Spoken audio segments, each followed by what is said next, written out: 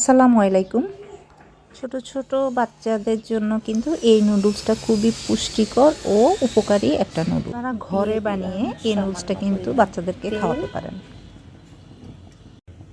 এবার দিয়ে দিলাম পেঁয়াজ আর কাঁচামরিচ,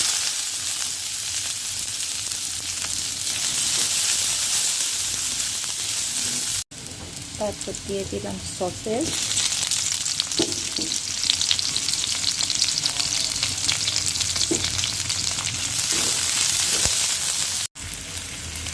তারপর দিয়ে দিলাম আলু,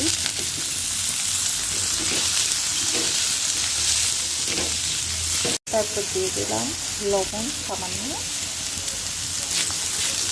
যেহেতু বাচ্চাদের জন্য নুডলসটা লবণ কম দেওয়াই ভালো। তারপর দিয়ে দিলাম চিকেন,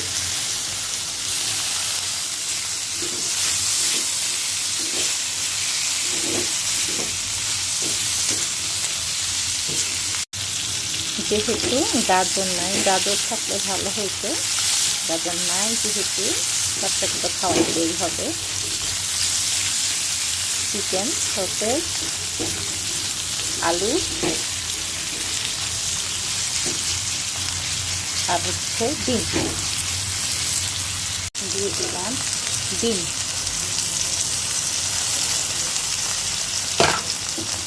ছাড়তে হবে ভালো করে।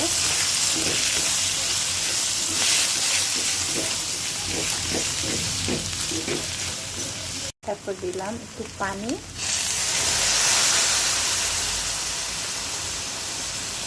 আলুগুলো সিদ্ধ হইতে হবে। তারপর দিয়ে দিলাম পালং শাক আর বিটরুটের তৈরি নুডলস, ঢাকনা দিয়ে দিলাম।